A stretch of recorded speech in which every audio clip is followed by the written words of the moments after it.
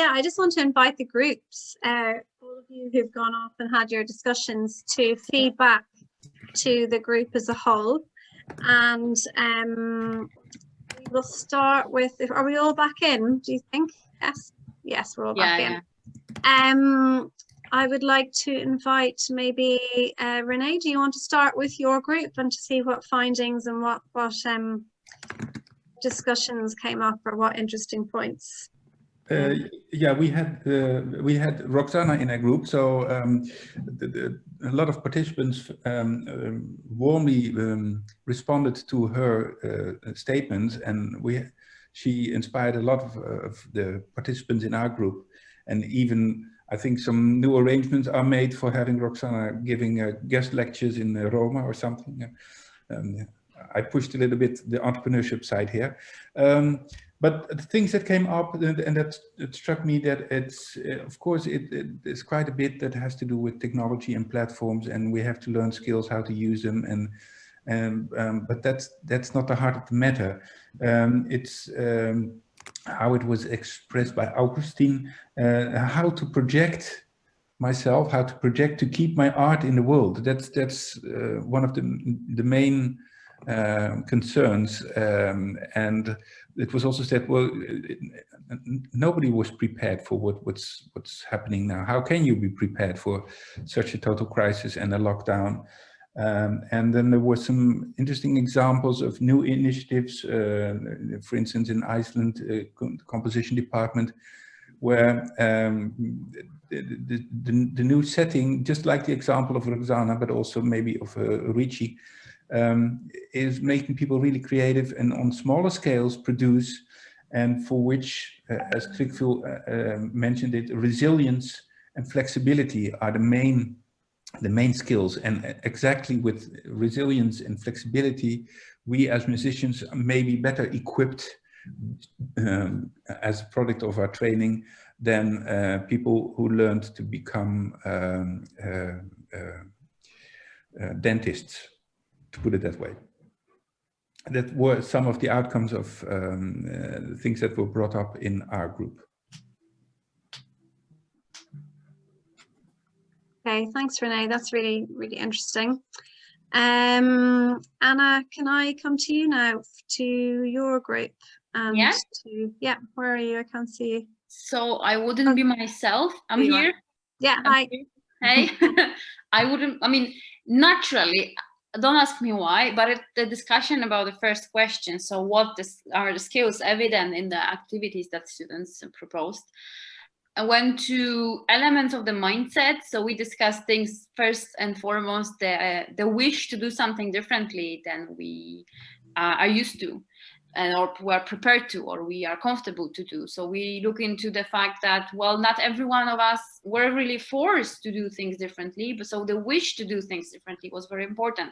Also being courageous to actually look, as we said it, not only outside the box, but also behind the door. So what's there on the other side? What is beyond the ideas that I've been always working with? And looking from different perspective and the bigger picture, as it was from the example of Sven Arne, the idea that for one of the, I mean, he actually pointed out at some point that the people who usually are just a part, very technical part of an orchestra, actually become a creative part of the process. And maybe this kind of like, try to look for something else than you usually are, because maybe there's a potential in that.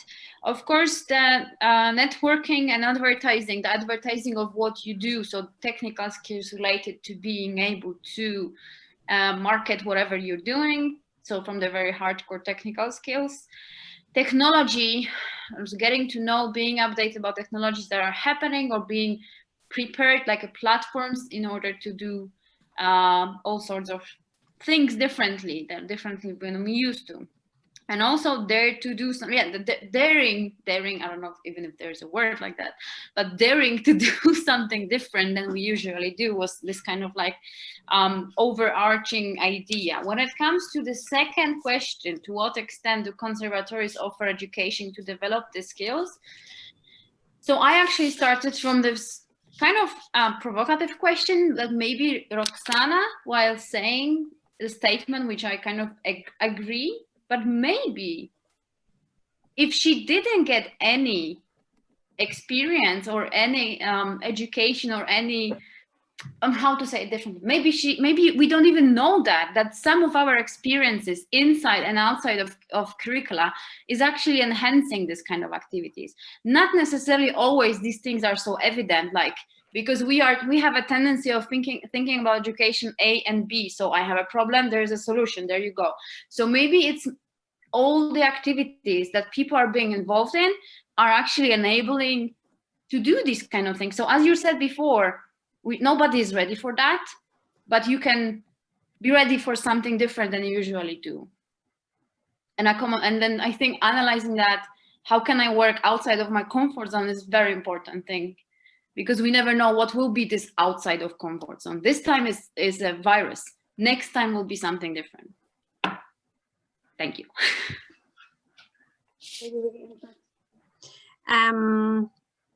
Yeah, okay. And it's interesting, I suppose, another question on from that, and I think we had a chat about it, is how do we not provide curriculum for conservatoires, but actually to find a different type of curriculum, you know, to finding kind of more about maybe self-awareness or trust in yourself and what you have to offer and finding your own niche. Yes, Anna. One more thing that I forgot, I find it very important, is that we talk about ecosystem of music, that we have tendency of thinking that only the performing musicians are the most important, and then if you are not really successful as this one, then the second grade would be being a teacher, and the third one would be being a manager.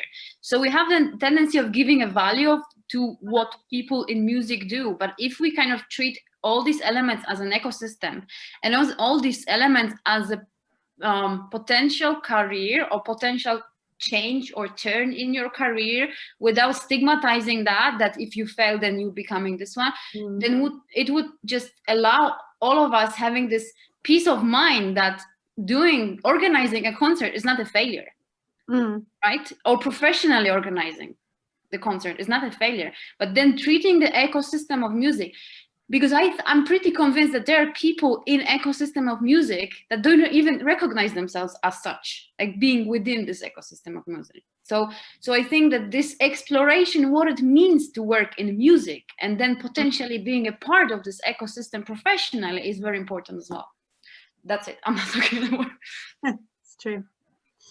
Okay, thanks, Anna. Payam, do you want to talk about what your group? Payam is another working group member on the Entrepreneurship Working Group for SMS project. So Payam, do you like? Hi. So yes, we were together also with Paulina, who is in our working group as well. I tried to stimulate the discussion. We had few interesting comments. Not a lot of talking going on, but still what I received as the first question. So what's the common entrepreneurial connections between the 5 speakers? So I had 2 young students, graduates in my group, and they both said they were extremely inspired from different videos, and I think that's wonderful. That's what it's supposed to be like, and it's the new connections. They probably will go ahead and connect with each other, and maybe new projects will come in the future. So I think that's really fantastic. And we had some older people, they call themselves, and they said that it's really nice to see the energy and the enthusiasm of the young people, and it just gives them the hope for during the difficult times and crisis. And briefly going to the next one, which I would like to add my own comments to all of you since we're all here. But when I asked the question, the entrepreneurial education courses, anything in music schools and conservatoires, in reply, as I expected most of the time in my group anyway, they don't have it. So we had a professor from Santa Cecilia, and he said that people have great ideas, but they don't know how to turn those ideas into projects, and they don't know how to make money out of those ideas. And we do teach them excellent skills of instruments. They play wonderfully, they get an excellent music education, but they lack all these important skills to survive in professional life. And so that's exactly why I said, that's why we have these projects. That's why we have Use a Map. That's why you're all here to share best practices so that we can develop hopefully some useful tools for young people. So before they graduate, they can take these courses, they can learn these important things, hopefully will help them when they go out of the comfort zone, in their comfort zone, so-called, in the real life, and use these skills. And that brings very briefly me to the, besides our News and Map project, hopefully when we're done next year, we're going to have a substantial course and a handbook that you will all be able to use, because it's going to be online and it's going to be available for everyone. And we will make sure that we will share it with you and through AEC and through different ways. And we have many young people, I think, here, and some teachers that will be very helpful to use it in your schools and in your own practices. Plus, Jonker, who was one of the speakers in the videos, who's a graduate of my university, he was participating in one of the first entrepreneurial European projects that I was, and Paolo Susanni, my colleague, was running a few years ago. And he took the course, and he just said that it helped him, what he learned years ago, even though it was just a capsule of the information in 2 weeks, because it was an intensive course. And now in abroad by himself, he's just learning to survive and learning to make money and to find jobs by himself. Nobody's teaching him anything. So it just makes me more and more excited, as I always have been, because I'm very much involved in the entrepreneurial world. We will be making, as our working group of AEC, hopefully more information for all of you to learn from, or if you're curious, please don't hesitate to contact us, that we will be happy to share with you. There's so many things written about it. So thank you. Thanks, Payam. Great.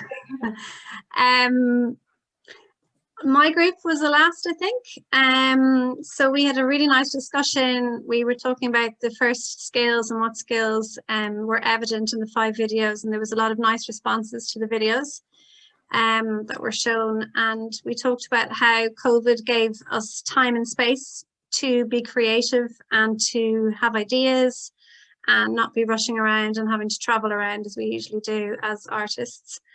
And also Anna Maria had a lovely observation about the dialogue between the different disciplines that seem to have come to the forefront. So the collaborative element, so that people were able to collaborate in different artistic disciplines with each other because of technology, but also because there was that conversation that needed to be taking place, I think.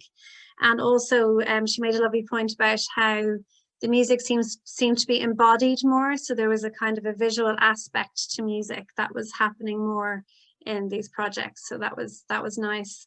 And also we talked about what skills were evident that Gráinne was saying as part of her project, how more emphasis was put on planning than before. So like the hard skills of planning and preparation had to be more kind of concise, and time management before delivering via Zoom or doing online offerings, for, in her case, to hospitals or to nursing homes, that there had to be a lot of more planning and stuff. You can't do stuff off the hoof as much, I suppose, as you would do before COVID. And also the soft skills that were needed, so more looking at body language, reading faces, reading the room in a different way that's needed, those kind of skills, rather than before you could do that in person, but you could kind of gauge by someone's breathing, whereas you can't on Zoom. So kind of the visual aspects of body language. So I thought that was really interesting as well.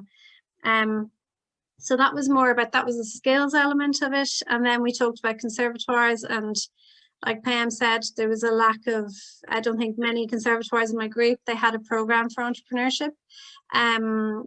But we were talking about maybe COVID would give a different type of entrepreneurship course. It would be less about hard skills and project management and business planning, and more about finding the why, as they say, or finding, you know, the purpose, or looking for musicians to look at themselves more as creative artists and collaborative artists. So maybe as conservatoires we can go down that road, because the likes of COVID or the likes of unplanned things are going to happen, and and we can buy a book on entrepreneurship and hard skills, and we kind of can do that, and we can get help in that, but it's harder to get help in creating ideas or to feel inspired. So maybe it is about getting musicians to really connect with themselves and what they have to offer and their kind of stamp in the world. So we talked about that, and also I think lastly I'd like to say what I've loved and what the opportunity for me with COVID, I think, is the lack of, as a classical musician, you feel like the element of perfection is there all the time, even when you're recording yourself or putting yourself online. And I think, you know, I was talking to Gronya about this, we've done some stuff together, and, you know, you're allowed to make mistakes almost. There was a bit more leniency, or there was a bit less judgment there, I think, if you were putting out something online, that it didn't have to be perfect. And I think for me as a musician, that was extremely freeing. And I've talked to a lot of musicians who have felt that as well, that it's just a really freeing opportunity to play something, to put on a video, to communicate with an audience, but not have that kind of constraint of having to be perfect, you know. So that was from our group. Yeah, so if anyone's welcome to comment from our group if you'd like, or I can hand you back over to Renee. We have amazing timing, just by the way. I know. Planning. Yeah, and ever since COVID, all my lessons start spot on time, whereas in real life, there's always this at least 10 minutes delay with people coming in with stirring a cup of coffee. Sorry, I'm late. Well, thank you, Vourneen, for wrapping this up on behalf of all groups. I would like to thank the AEC staff who facilitated this meeting. The recording has been made of this meeting, and I'm sure that through the program it will be made available so that you can share it with other people or look it back. I didn't hear anybody complaining about making the recording. Officially, we should have asked before.